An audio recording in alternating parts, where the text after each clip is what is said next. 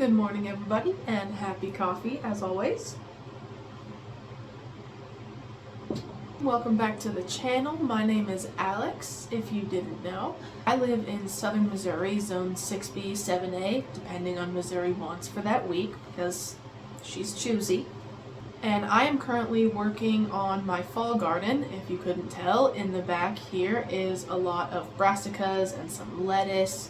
A lot of these are Brussels sprouts, broccoli, cabbages, a few different kinds of lettuce. When creating my fall garden, I have to think about what kind of plants I'm able to grow. So I have to think about what kind of plants are able to withstand the weather and the temperatures outside. And in zone 6B, 7A, the temperatures outside in October usually range from the mid-70s to mid-40s as the low temperature, but we have already been outside of those temperatures this season. October 1st and 2nd, it was 90 degrees outside and around 70 overnight, so that's 20 degrees above average for October.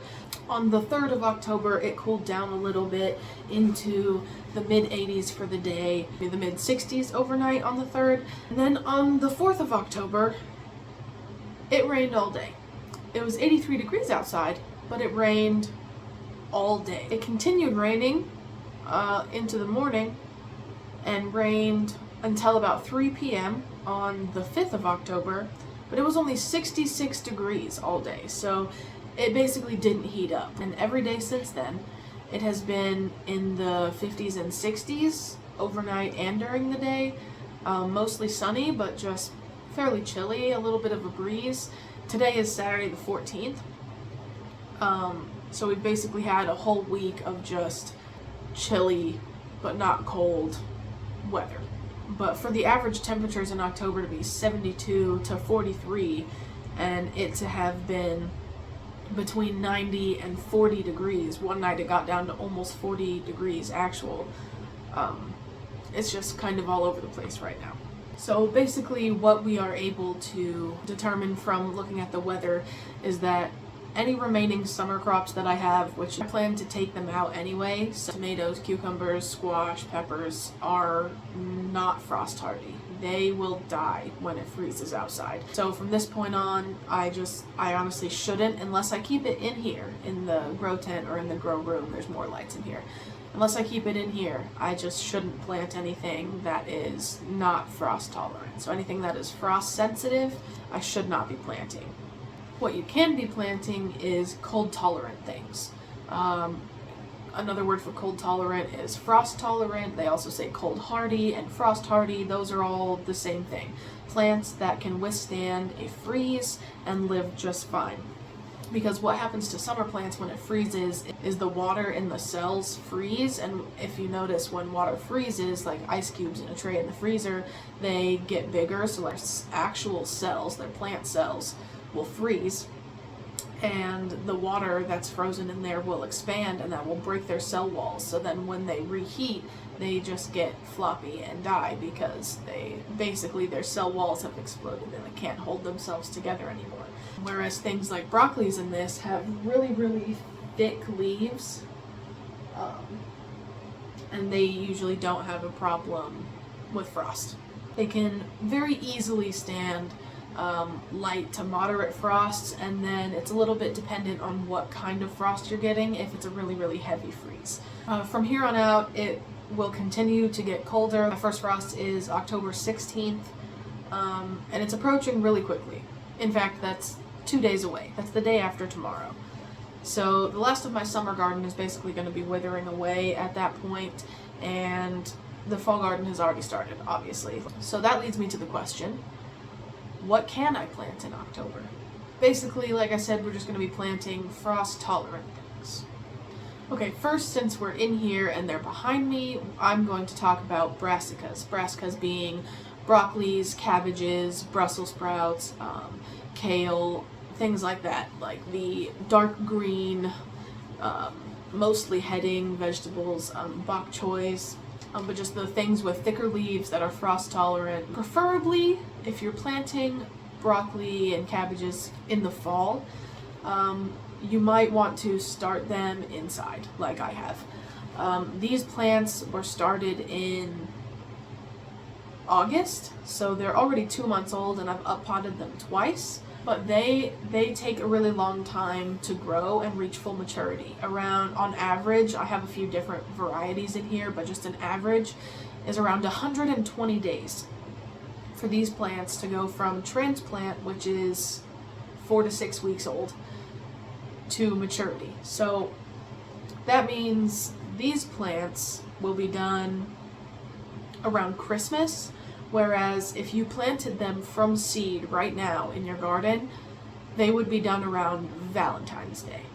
The only problem with that is in my zone, 6B, 7A, Southern Missouri, we start getting really heavy frosts and snow usually after Christmas, beginning in January or around Christmas time, depending on the year. So if you have frost protection, and it doesn't have to be a lot of frost protection, it's mostly for the reason of physical snow or ice sitting on your leaves will still freeze your plant, and you don't want that. Their brassicas are very, very good at withstanding cold temperatures, but it is the physical, like snow sitting on top of them. They can get crushed by the snow, and the leaves will get cold eventually if directly exposed to those temperatures. So I would suggest that you either have them from starts already, which it's a little bit late for that. Buy starts from a local nursery or greenhouse or farm or something like that. They may have extra plants that you can buy. Well, extra or just for sale plants that you can buy that are already started for you. Or you can plant from seed outside or indoors at this point, and then plan for frost protection. So you can just use PVC pipe and stick it in the ground and cover your plants with a layer of freeze fabric. It's just a very light, meshy fabric that lets light through, so you don't even have to move it during the day. But you can also use something like bed sheets, which is what I use. No, it's not pretty, but it does protect my plants. And when I use those, I actually take them off during the day because obviously light doesn't go through them very well. They're not made for that. So brassicas are one of the main things that people are growing in their fall garden, but in my zone they are just very temperamental due to the timing. You just have to time them perfectly right, and spring is a little bit too up and down for me to do that. I'd rather just dedicate some inside space and be able to put them outside when it's time, and then have broccoli at Christmas. Since we're in here where the lettuce is, I will go ahead and tell you about the next plants that are perfect for growing in October in my zone. We have leafy greens, meaning spinach, lettuce, kale, collards, bok choy, pak choy, anything that you're eating basically the actual leaves from, and it's not like a fruiting plant. So lettuce prefers temperatures around 60 degrees in general, 60, 65, 70, upwards of 80 degrees, and your lettuce can start to be bitter, and upwards of 85, and it will start to bolt or go to flower and produce seeds, which is not what you want because you are growing the lettuce for the leaves. I have this lettuce back here that I've been starting periodically since starting that broccoli, and I need to start more actually. One of the best things about growing leafy greens in October or in the fall is that the pest pressure is getting lower and lower by the day because the temperatures cool down at night, and the pests like caterpillars is the biggest problem I have. So when the temperatures start cooling down at night, caterpillars don't live through that, so they don't want to be out on your plants as much, and eventually they will just die down for the season. These crops, including lettuce, also taste so much better when you grow them in the cold weather. They can be very, very bitter if I tried to grow lettuce or broccoli in the summer here, because it just gets so hot that the plants just taste bitter. I had that problem with my cucumbers right before I reset them for my fall wave of cucumbers. They were tasting so bitter. And I mentioned bok choy and pak choy. Pak choy is actually the most frost tolerant thing that I have ever grown. Maybe it's not the most frost tolerant thing that there is, but last year at this time, and then through December and into January, February, March of this year, I had bok choy and pak choy in the garden, and it got covered with snow, and I mean like a couple inches thick of snow was piled on top of it, and I brushed it off and it was fine. We had an ice storm and it was fine. It didn't have mulch on its soil and it didn't seem to care. It just absolutely, I mean, it got down to like -4 degrees and a couple of leaves broke. All of my other plants absolutely hated the -4 degrees. My kale got sad, broccolis got sad, a lot of leaves broke off of a lot of other things, but the bok choy and pak choy just absolutely did not care. So leafy greens are a great thing to grow in October. Okay guys, we are now out in the garden, but I did forget to mention one thing about the broccolis. If you don't think you have time or you don't have the capability to mess with frost fabric for growing heading things, well, heading broccoli specifically, they do sell in seeds sprouting broccoli, which is basically the same plant, but instead of the plant trying to produce one big head of broccoli, it produces a bunch of small side shoots of broccoli, so it's more like a broccolini kind of thing. And those you can just keep picking from, and they'll continue to grow. So if you don't think you have time to get a heading broccoli due to frost or whatever the case may be, try a sprouting broccoli. Next thing I wanted to talk to you guys about is root veggies. Root veggies are very, very cold hardy crops. Root veggies like rutabagas, turnips, carrots, radishes, beets. These are another one of those things that actually taste better if you grow them in cold weather. So these right here are radishes. These are actually Brussels sprouts. They got eaten on by bugs, so I'm kind of letting them grow back to see which ones do well. All of this on the side is carrots. Right here I have thinned, but the rest I have not. They need thinned. There's more radishes over here. And I did have radishes growing all in the center that already matured, and we harvested and ate them.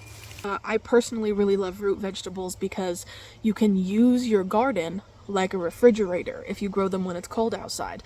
They can be ready to harvest for as long as you need, and you can basically leave them in the ground as long as they're not overwatered or, you know, treated badly. You can just leave them in the ground and harvest them when you're ready, and they stay cold and they stay fresh and nice, so then you don't have to take up room in your refrigerator, and you don't have to deal with a very large harvest all at once. So root vegetables are an amazing thing to grow here in Missouri Zone 6B 7A in October.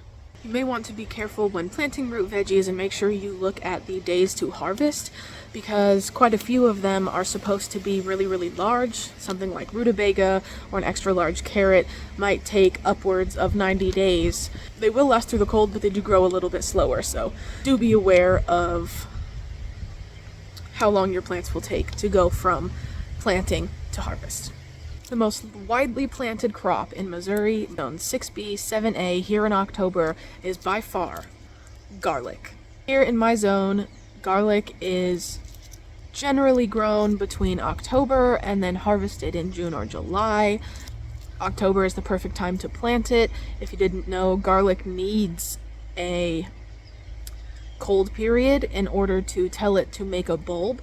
So if you're growing it naturally, there are other ways to do it, but if you're growing it naturally, if you put it in the ground in October, it has time to create some roots, establish its little root system, make sure it's snug in there, make sure you have a lot of mulch on there because it will get cold. You don't want it to completely freeze, but get very close to that temperature is good for the garlic, and then it'll pop up in spring and you'll have garlic in June.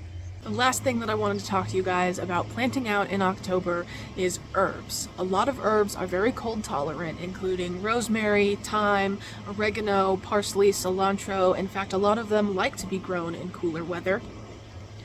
Now, when it gets down to freezing temperatures, like really cold, consistently even during the day, your parsley may not love it. Your cilantro may not love it, but that one's even more cold tolerant. But like rosemary, thyme, and oregano, I had no problem with growing the entire winter last year. So if you like using herbs culinarily, go ahead and try that.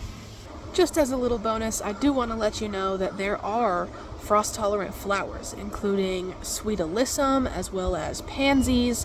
I don't know a lot of them, I don't grow a lot of flowers, but I know that there are frost-hardy ones. I have sweet alyssum and pansies that I'm getting ready to plant inside.